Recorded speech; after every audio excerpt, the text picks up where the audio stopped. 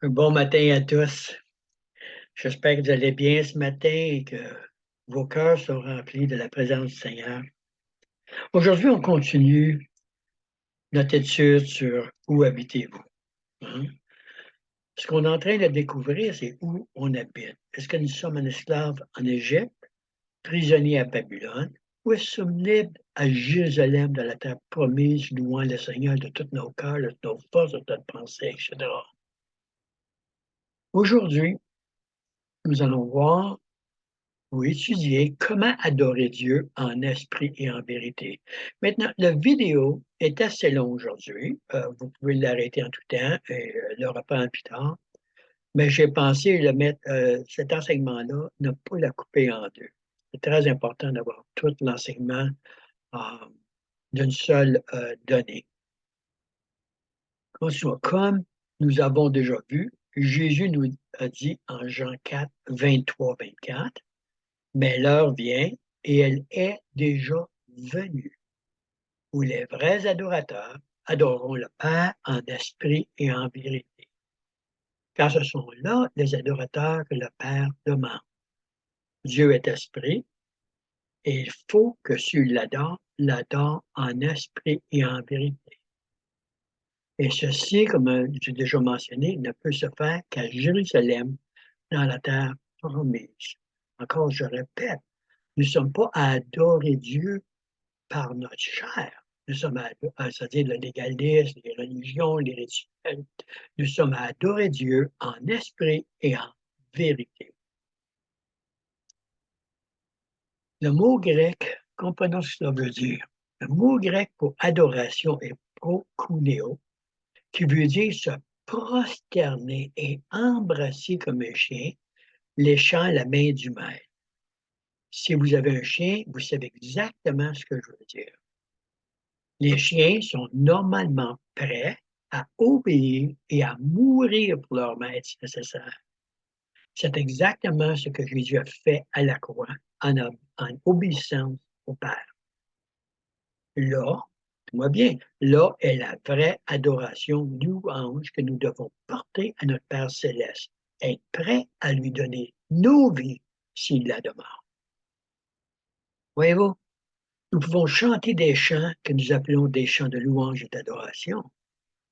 Mais ce n'est pas la condition de notre cœur avec notre Père solaire, alors nous ne lui sommes pas dévoués de tout cœur et ne l'adorons pas de tout notre cœur, de notre pensée, de toutes nos forces, de toute notre âme, à Jérusalem, comme commandé par Jésus en Matthieu 22, verset 37, lorsqu'il nous dit, tu aimeras le Seigneur ton Dieu de tout ton cœur, de toute ton âme, de toute ta pensée.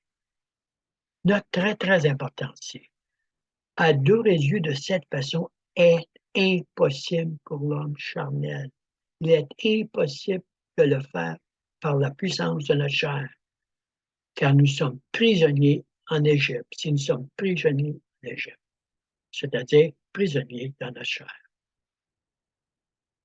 Regardons l'histoire du jeune souverain riche en Marc, chapitre 10. On va lire du verset 17 à 27. Je vais faire des arrêts ici et là. Comme Jésus se mettait en chemin, un homme accourut et se jeta à genoux devant lui. Il se jeta à genoux devant Jésus. Bon maître, lui demanda-t-il, que dois-je faire pour hériter la vie éternelle? Jésus lui dit, pourquoi m'appelles-tu bon? Il n'y a de bon que Dieu seul. Comprenez-vous? Il n'y a de bon que Dieu seul. Aucun de nous est bon devant Dieu, peu importe nos bonnes actions. Aucun de nous. Continuons. Jésus, Jésus dit, tu connais les commandements, tu ne commettras point d'adultère, tu ne tueras point, tu ne déroberas point, tu ne diras point de faux témoignages, tu ne feras tort à personne, honore ton père et ta mère.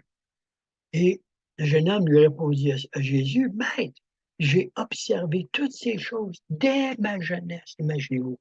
Je ne peux certainement pas dire ça de ma vie, que j'ai obéi à tous les commandements de Dieu. Très bien. Jésus, l'ayant regardé, l'aima. Il l'aima. Merveilleux, hein? Et lui a dit, il te manque une chose. Va, vends tout ce que tu as, donne-le aux pauvres, et tu auras un trésor dans le ciel. Puis viens et suis-moi. Mais affligé de cette parole, cet homme s'en alla tout triste, car il avait de grands biens.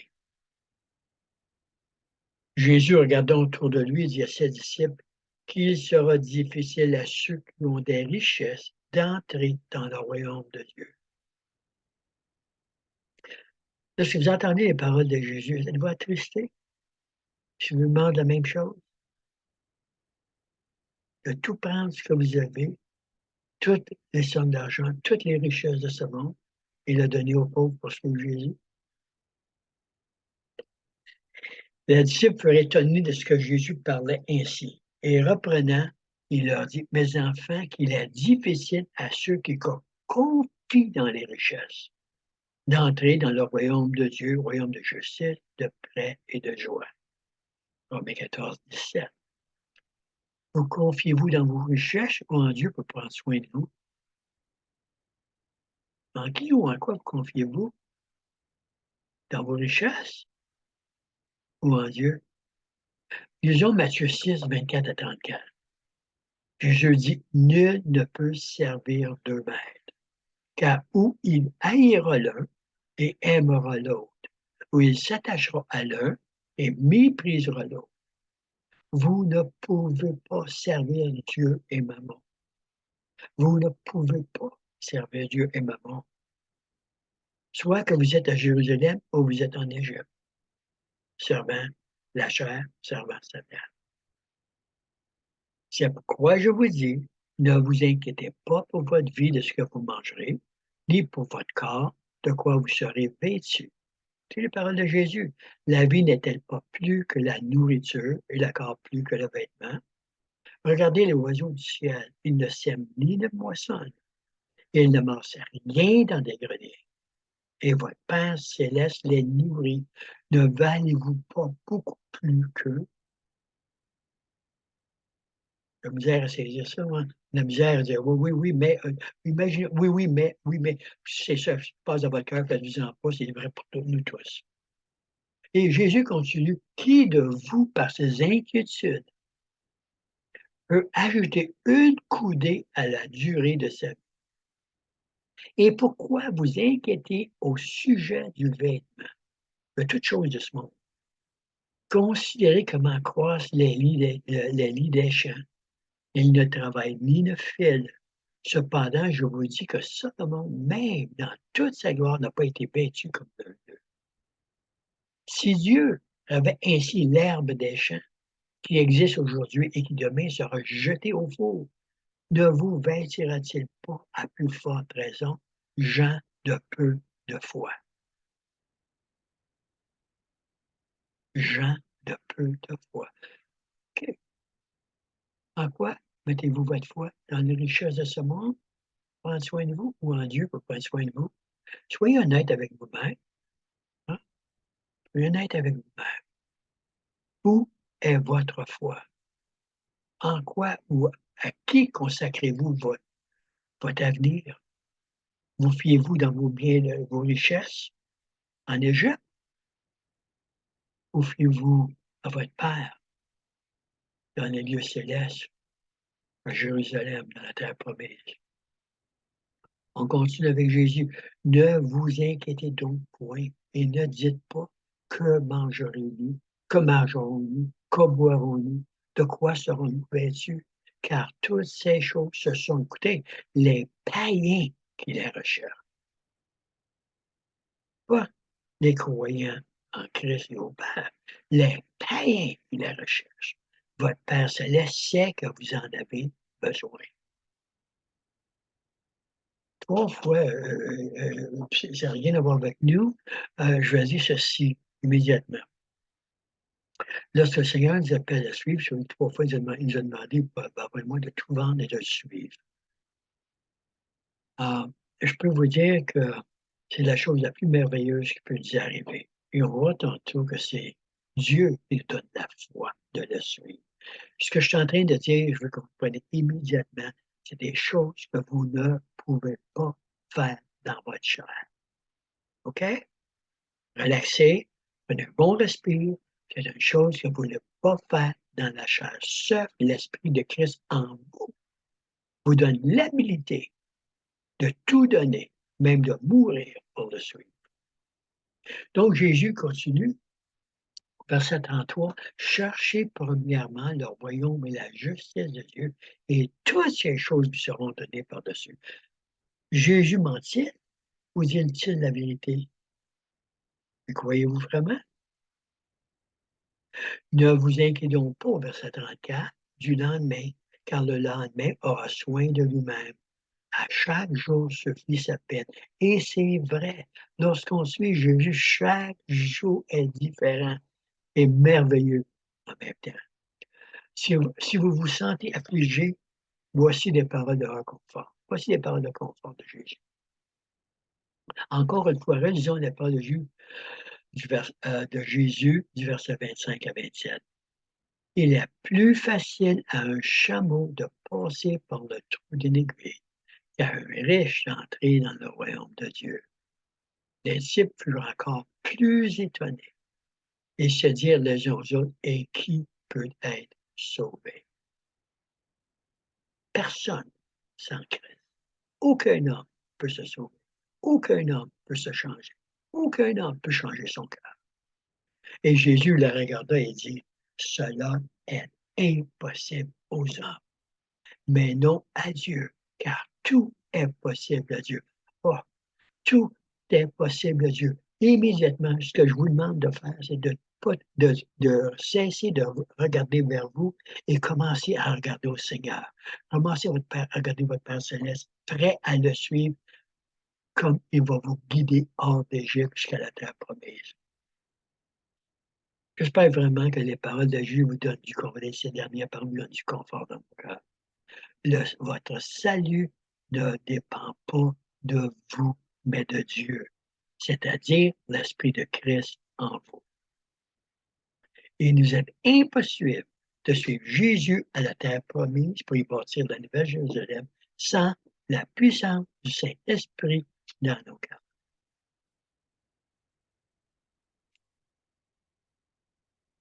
Comprenons ce que esprit veut dire. Esprit veut dire principe de vie ou essence de vie et disposition mentale. C'est d'avoir l'esprit de vie et la disposition mentale de Christ. Et c'est le principe de vie et disposition mentale du Saint-Esprit en nous, son humilité et l'amour inconditionnel.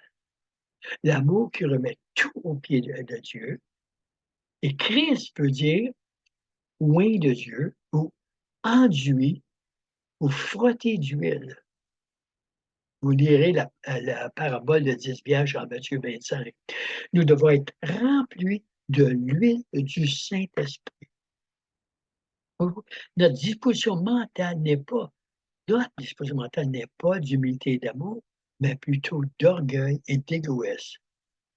C'est-à-dire, il faut reconnaître que nous sommes spirituellement morts dans notre chair, incapables de produire des fruits du royaume, incapables dans notre chair de produire de bons fruits.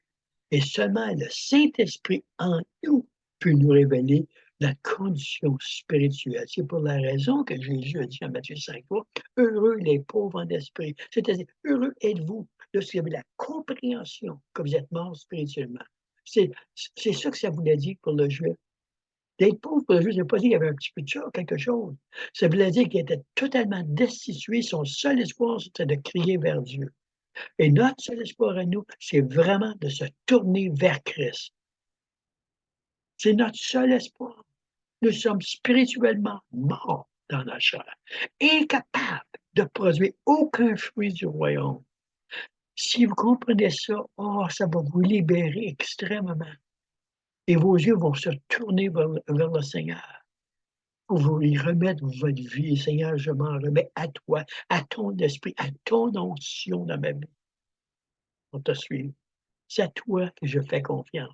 C'est à toi que je mets ma foi. Pas dans les choses de ce monde, pas dans ma puissance, pas dans ma chair, pas dans mes actions religieuses, mais en toi et en toi seulement. Voyez-vous? Même nos émotions humaines d'amour sont égocentriques. Hein? Je t'aime parce que ceci, parce que cela, parce que je ressens cela. Ou j'ai de la compassion pour toi, qui est une émotion charnelle. C'est bon la compassion, j'ai pas dit, c'est bon l'amour.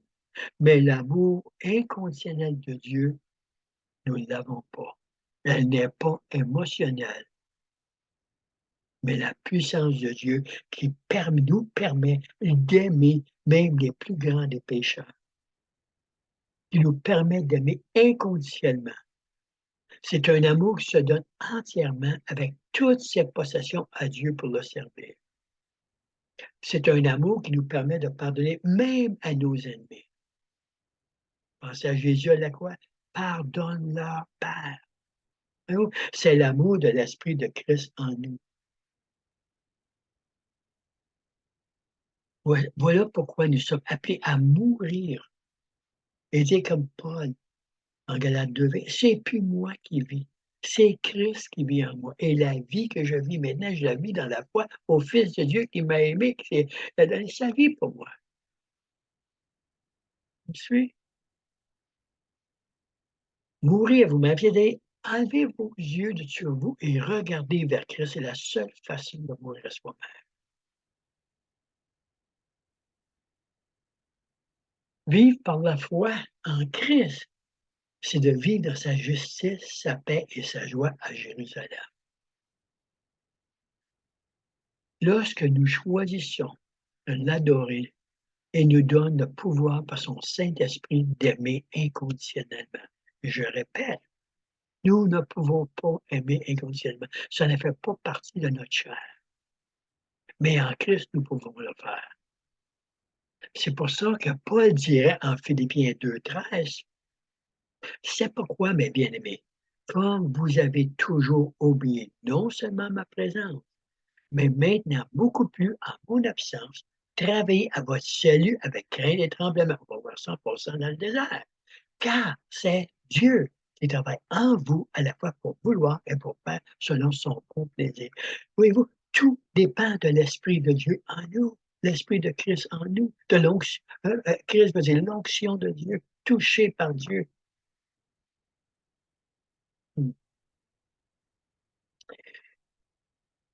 C'est ce qu'on appelle sa grâce, son influence divine à l'œuvre dans nos cœurs par le Saint-Esprit. C'est pour raison encore que Paul nous dit au chapitre 2, versets 8 à 10, en Éphésiens, car par la grâce, vous êtes sauvés par la foi, et non par vous-même. C'est le don de Dieu. Non des œuvres, non des œuvres, non des œuvres, de peur que quelqu'un ne se vante. Je vois des. Vous voyez ce qu'il vient de dire? De peur que quelqu'un se vante. Si vous vous vantez de vos œuvres. Oh, c'est pas vos œuvres, c'est l'œuvre de Christ en nous. Car nous sommes, verset 10, car nous sommes son œuvre, créée en Jésus-Christ pour de bonnes œuvres que Dieu a préparées à l'avance pour que nous marchions en elles. Suivez-moi, comprenez. Nous ne pouvons rien produire dans notre chair pour notre salut. Nous ne pouvons pas produire rien de bon à partir de notre chair. C'est pour la raison que toutes les régions doivent tomber, c'est-à-dire le légalisme. Le christianisme est une relation d'amour avec Christ, notre Père. Donc, il faut absolument vivre à Jérusalem dans la terre promise. Voyez-vous? Nous devons aussi l'adorer non seulement en esprit, mais aussi en vérité, qui veut dire véracité du cœur, un cœur pur, de la dévotion totale, comme Jésus l'a fait pour le Père. Jésus a vraiment embrassé le Père comme un chien léchant la main du maître, même à mourir à la croix pour nous, en obéissance au Père. Ce qui nous est impossible à moins de sortir d'Égypte pour traverser le désert, l'endroit où Dieu nous donne un cœur nouveau pour entrer dans la terre promise. Essayez pas de changer vos cœurs, vous n'êtes pas capable. Mettez vos yeux sur Christ. Il va vous sortir d'Égypte, il va nous transférer, il va nous faire marcher à travers le désert où il nous rend euh, à- euh, capables de vivre dans la terre promise en lui et le louer. Lisez, ah, je vais le lire, c'est un peu long. Donc, vous lirez attentivement lorsque je finis la vidéo pour aujourd'hui, mais lisez Ézéchiel 36 du verset 23 à 36. Regardez les promesses de Dieu pour son peuple. Qui sommes-nous? Nous, lisez, et encore je répète, Ézéchiel 36, 23 à 36. Regardez les promesses de Dieu, de nous donner un cœur nouveau, de mettre son esprit en nous. Regardez les promesses de Dieu et que votre foi se tourne vers lui. Mais nous avons un ennemi qui fera tout pour nous empêcher d'adorer notre Père céleste en esprit et en vérité à Jérusalem. Cet ennemi est appelé Satan, qui veut nous garder en Égypte, dans notre chair. Donc, dans la prochaine vidéo, nous commencerons à regarder comment Satan nous incite à rester en Égypte. Sois prié pour nous. Père, aujourd'hui, de toute notre cœur, nous tournons nos yeux vers nous, vers toi. Nous sommes spirituellement morts. Nous n'avons rien, rien à t'offrir, sauf notre foi en toi. Notre foi en toi. Tu as dit, les justes vivront par la foi. Nous te faisons confiance. Nous ne faisons plus confiance à notre chair. Nous voulons tout simplement te suivre partout. Nous croyons en toi. Tu es le Père qui veut être comme pour l'enfant prodigue, pourvoir à tous nos besoins. Glorifie ton nom. Seigneur, que nous devenions, fais de nous les vaisseaux de ta gloire, car toute la création attend la manifestation de travers à travers nous. Rends-nous un avec toi, totalement un, tellement pris un avec toi dans ta gloire. Merci, Père, que tu nous révèles ces choses dans cette heure où il y a tant de noirceur dans le monde. Fais de nous la lumière que tu veux qu'on soit partout. La lumière de ta gloire. Dans le nom de Jésus. Amen. Passez une belle journée. Réfléchissez à ce que j'ai dit et demandez au Seigneur de vous aider.